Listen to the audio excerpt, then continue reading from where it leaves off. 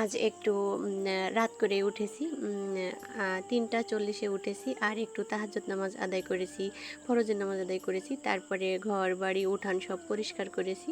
আর আব্দুর রহমান তারপরে একটু উঠে পড়েছিল, তো ওকে আবার একটু খাইয়ে ঘুম পাড়িয়েছি। আর আমি কিন্তু আজ অনেক সকালে আমার সব কাজগুলো গুছিয়ে নিয়েছি। তারপরে এই যে চলে আসলাম এই নেদিগুলো রোদে দেওয়ার জন্য। আর এই তো আকাশে মেঘের খেলা, প্রতিদিন সন্ধ্যাবেলায় উঠিয়ে রাখি আর সকালে বের করি। তো ভাবছি আজ থেকে আর উঠাবো না, কারণ বৃষ্টি তো হয় না, আমার কষ্টের কোনো তুলনায় হয় না। আর নাড়াচাড়া করতে করতে তাদের তো দেহ থেকে মাংস খুলে পড়ে গিয়েছে। আসসালামু আলাইকুম, আমি তানিয়া মহেশপুর থেকে বলছি। কাছে এবং দূরে, দেশ এবং দেশের বাহিরে যে যেখান থেকে ভিডিওটি দেখছেন, আশা করি সবাই ভালো আছেন। আল্লাহর অশেষ রহমতে আমরাও বেশ ভালো আছি, আলহামদুলিল্লাহ। তো চলে আসলাম ছোট্ট একটি ভিডিও নিয়ে, আমার লাইফ স্টাইল। আশা করি সবার ভালো লাগবে। প্লিজ কেউ স্কিপ করে দেখবেন না। আর যেসব আপু ও ভাইয়ারা আমার চ্যানেলে আজ নতুন এসেছেন, আমার ভিডিওটি যদি কোথাও কোনো জায়গায় একটু ভালো লেগে থাকে, তো প্লিজ চ্যানেলটি সাবস্ক্রাইব করে আমার পাশে থেকে যাবেন। আর যারা অলরেডি কাজটি করে ফেলেছেন তাদেরকে জানাই অসংখ্য ধন্যবাদ। তো এই যে মুরগির খাবার ফুরিয়ে গেছিলো, তো আব্দুর রহমানের বাবা রাতে নিয়ে এসেছিলো, আর সেটা আমি এখন মিশিয়ে নিচ্ছি।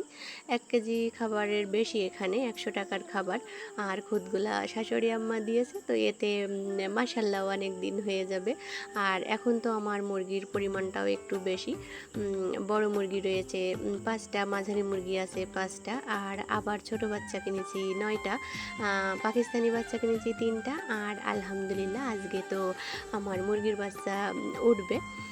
তো এই মিলিয়ে অনেক হয়ে গিয়েছে, এই জন্য খাবারগুলো একটু বেশি করে মাখিয়ে রেখে দিব, যাতে সময় সুযোগ করে আমি যখন দেখব যে ওদের খাবার পুড়িয়ে গিয়েছে ঘরের ভিতরে, তখন কিন্তু খাবারগুলো আমি দিয়ে দিতে পারবো। এই জন্য সবগুলো মাখিয়ে রাখলাম। আর এই যে খাবারগুলো, এই খুদগুলো এই ঢংটাই উঠিয়ে রাখবো। ওই খাবারগুলো পুড়িয়ে গেলে আবার পোলট্রির খাবার নিয়ে এসে তারপরে মিক্স করে রেখে দিব। তো এদিকে আমি আমার এই মুরগি খাবারগুলো রেখে দেওয়ার পরে আমার শাশুড়ি আম্মা পিঠা তৈরি করছিল, তো ওখানে একটু গিয়ে বসেছিলাম। আসলে বসা তো যাচ্ছে না, এত গরম।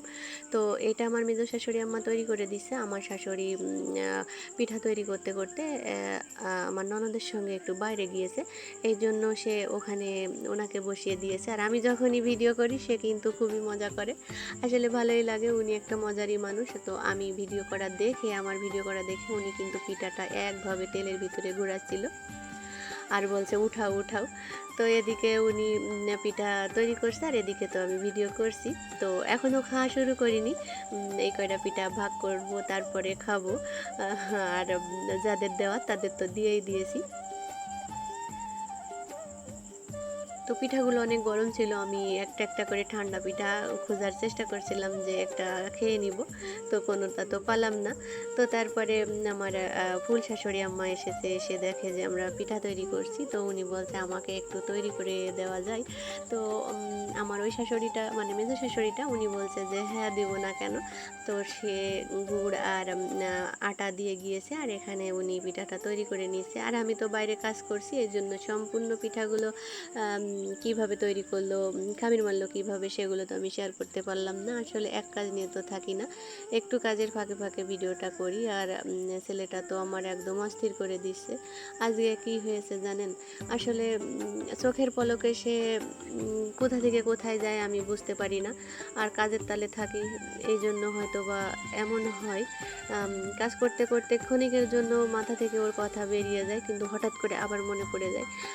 আর আজকে কিন্তু একদম সেকেন্ডের ভিতরে সে টাকা হাতে করে নিয়েছে, দেখলাম তার দাদা দিয়েছে, কিন্তু কখন যে দোকানে চলে গিয়েছে, অনেক কয়টা বাড়ি পার হয়ে সেই দোকানে যেতে হয়, আমি কিন্তু খেয়াল করিনি। তো পাড়ার লোক এসে আমাকে বলছে তোমার ছেলে এদিক দিয়ে গেল, তো খুঁজতে আমি তো দৌড়াতে দৌড়াতে চলে গিয়েছি, আর তখন দেখি যে দোকানওয়ালা সঙ্গে করে নিয়ে আসছে। তো কি করব কিছুই বুঝতে পারছি না, কাজ কাম বাদ দিয়ে সব সময় আমার তার সঙ্গে সঙ্গে থাকতে হবে। তো যাই হোক, এদিকে দুপুরে রান্না করব, এই জন্য আব্দুর রহমানের বাবা যে ডাটাগুলো নিয়ে এসেছিলো এগুলো এখন কেটে রাখছি। আসলে ভেবেছিলাম যে বিকালে কেটে রাখবো, তাইলে নর্মাল ফ্রিজে রেখে দিলে সতেজ থাকবে। তো এটা একটু শুকিয়ে যাওয়ার মতো হয়ে গিয়েছে, আসলে যে রোদ গরম পড়ছে তাতে। আর কি কিছুই তো ঠিক থাকছে না। তো যাই হোক, ভিডিওর এই পর্যায়ে আমার যেসব আপু ভাইয়ারা, নতুন নতুন বন্ধুরা এখনও আমার সঙ্গে আছেন, প্লিজ আমার চ্যানেলে একটি লাইক দিয়ে দিবেন। বারবার করে তো একটা লাইকই চেয়ে নি, তাই না? কেউ কিপটামি করবেন না, প্লিজ একটা লাইক দিয়ে দিবেন। তো তারপরে তরকারিটা কেটে রেখে দেওয়ার পরে শাশুড়ি আম্মা কিছু কাপড় রেখে গেছিল, বালিশের কভার, তো সেগুলো মাখিয়ে রেখে দিলাম। আর এই যে দুপুরে রান্না করব, এই জন্য চাউলটা বের করে এনে এখন ধুয়ে নিচ্ছি। আর আজ কিন্তু যত সময় আমি রান্না করেছি ততক্ষণ কিন্তু আব্দুর রহমান পানিতে ভিজেছে, ট্যাপ ছেড়ে দিয়ে গোসল করেছে, কাপড় কেচেছে, মাছ ধুয়েছে, তার তো কাজের কোনো শেষ নাই। আর আমি যে তাকে কোলে করে নিয়ে রান্না করব সে সাহস আমারও হচ্ছে না, কারণ এত রোদ গরম পড়ছে। আর ওখানে থাকলে তো ওর শরীরটা আরও বেশি খারাপ করবে, যেহেতু আগুনের তাপ। আর ও তো ওখানে বসে থাকবে না, ওখানে বসে অনেক ঝামেলা করবে, ঝামেলা যেমন তেমন সে কান্নাকাটি করবে, তাতে গা ঘামবে বেশি। তো যাই হোক, চাউলটা ধুয়ে আমি চুলার পরে রেখে এসেছি। আর এই যে চলে আসলাম এখন মাছগুলো ধুয়ে নিব। আর এই মাছগুলো কিন্তু আমি কাটিনি। অনেক আপুরা বলতে পারেন কেমন মাছ কেটেছে আপু, আসলে একজনকে দিয়ে কাটিয়েছিলাম, তো সে এমন করে কেটেছে। তো যাই হোক, কেটে তো দিয়েছে। তখন যেদিন মাছ ধরা হয়েছিল সেদিন তো খুবই তোড়পাড় চড়ছিল, বাড়িতে একটা অনুষ্ঠান ছিল, কাটার সময় হয়েছিল না। তো যখন যাকে পাওয়া যায় যে কাজটাই করে সেইটাই তো ভালো, তাই না? তো মাছগুলো আমি ভালোভাবে পরিষ্কার করে ধুয়ে নিব, তারপরে চুলা জালটা ধরিয়ে দিব। আজ কোনো রান্না বান্না বেশি শেয়ার করব না। আব্দুর রহমানের দাদি বাসায় না থাকলে আমার একটু কষ্ট হয়ে যায় বেশি। সে বাড়িতে থাকলে কাজ কাম করে, মিষ্টি তৈরি করে, তারপরেও কিন্তু আমার ছেলেটাকে খেয়াল করে। তো যাই হোক, ওইগুলো আমি চুলার ওখানে রেখে এসেছি মাছগুলো, তারপরে চাউলগুলো। আর এই যে রোদে তাপালটা পেতে নিলাম। আর এখন এই যে এই কী বলে ঘুঁটা, মানে গোবরের ঘুঁটা 1 বস্তা হয়ে গিয়েছে, তো এগুলো একটু রোদে মেলে দিচ্ছি। প্রচুর রোদ পড়ছে, রোদ দেখে তো থেমে থাকা যাচ্ছে না। আর আমি হাত না দিয়ে পা দিয়ে কিন্তু মেলে দিচ্ছি, ভালো লাগছিল না, মানে কেমন একটা হচ্ছিল, খুবই কষ্ট হয়েছে আজকে। আর একটু রাত করে উঠেছি, তো এই জন্য শরীরটা একটু ক্লান্ত ক্লান্ত লাগছে। তো যাই হোক, তারপরে কিন্তু রান্না করেছি, খাওয়া দাওয়া করেছি, গোসল করেছি, নামাজ কালাম করেছি, খাওয়া দাওয়া করেছি। আর খুশির একটা সংবাদ আছে, সে বলছিলাম না যে একটা বিপদে আছি, তো আলহামদুলিল্লাহ আল্লাহ সে বিপদ থেকে একটু রক্ষা করেছে, সবার মনে একটু শান্তি আছে। আর যখন আমি দুপুরের রান্নাটা শেষ করি তখন কিন্তু আমি সেই খবরটা পাই যে হ্যাঁ, আমাদের বিপদটা কেটে গিয়েছে। তো যাই হোক, তারপরে কিন্তু এই যে কাপড়গুলো মাখিয়ে রেখে গেছিলাম, এটা তো নিত্যদিনের কাজ। আমি যখন গোসল করি তখন আমি এই কাপড়গুলো মেলতে পারি না, কারণ সেই সময়টাই হয় না। আব্দুর রহমানের বাবা ভাত দাও বলে, আব্দুর রহমান ঘুমাবে বলে কিংবা খাবে বলে, এই জন্য আমি এইটা রেখে দিই, পরে সময় করে তারপরে রোদে মেলে দিই। আর এখন যে রোদের তাপ, যখন তখন শুকিয়ে যাবে এই মন করে আরও রেখে দিই। আর বাদলা বর্ষা হলে তখন তো ঘরের ভিতরে আড়া টাঙিয়ে সব কিছু করা লাগে।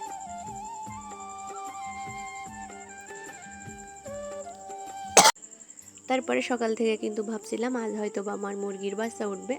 আজকে 18 দিন হচ্ছে মুরগিটা বসিয়েছি। তো ও একটু খুঁটখুট করে ডাকাডাকি করছিল, আর আমি নিচে নামিয়ে একটু দেখে নিয়েছি। আর এর আগে কিন্তু আমি বাচ্চাগুলোর মুখটা ছড়িয়ে দিয়েছি। আমার বেশ কিছু বাচ্চা মারা গেছিল, এরকম ছড়াইছিলাম না বলে, তো আজকে একটু ছড়িয়ে দিয়েছি। তো আলহামদুলিল্লাহ বাচ্চাগুলো খুবই সুন্দর হয়েছে। যদি আমি বেঁচে থাকি তো, আর আল্লাহ তাআলা যদি ওদের হায়াত রাখে, তো কালকে ভিডিওতে শেয়ার করব ইনশাল্লাহ।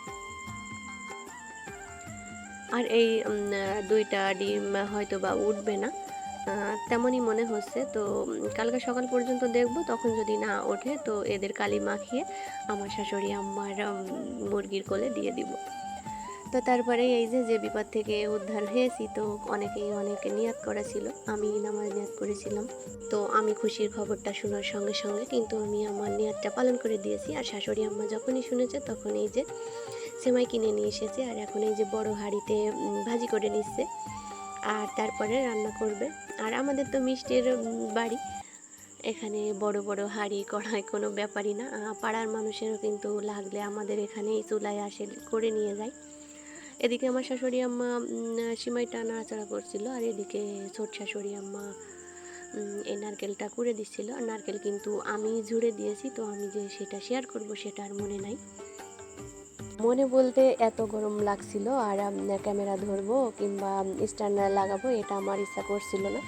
তো যাই হোক, সিমাইটা রান্না করার পরে পাড়া থেকে লোক ডেকে নিয়ে এসে এই যে এখন সবার থালে থালে বেড়ে দিচ্ছে। এটা কিন্তু খুবই একটা আনন্দের বিষয়। আমাদেরও অনেক লোকে ডাকতে আসে যে আমাদের বাড়ি আল্লাহ আল্লাহ খেতে আসেন। আমরা গোশ ভাত আল্লাহ আল্লাহ দিছি, সিমাই দিছি, কিংবা এই যে আটার ক্ষীর দেয়, আবার ওই গুঁড়ো কোটে সেই চাউলটা দিয়ে দেয়। যাই হোক, যার যেমন নিয়ত থাকে সে তেমনই দেয়। তো আমার শাশুড়ি আম্মা বেড়ে দিচ্ছিল আর আমি আমার ছেলেটাকে কোলে করে নিয়ে ভিডিও করছিলাম।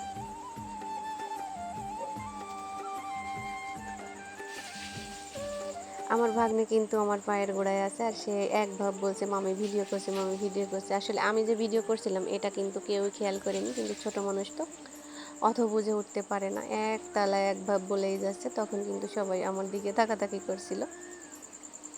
তো যাই হোক, আমি লুকোচুরি কিছু করি না, সামনাসামনিই করি। আর কেউ জিজ্ঞাসা করলে বলি যে আমি আমার লাইফস্টাইল শেয়ার করি।